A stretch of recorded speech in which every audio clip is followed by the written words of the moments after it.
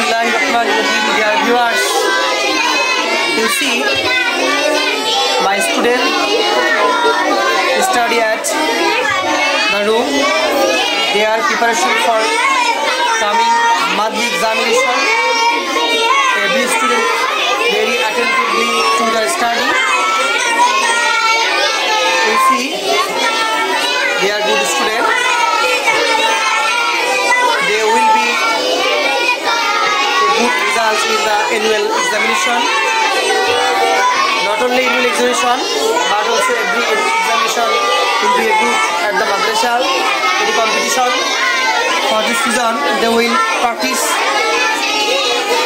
every day, sometime.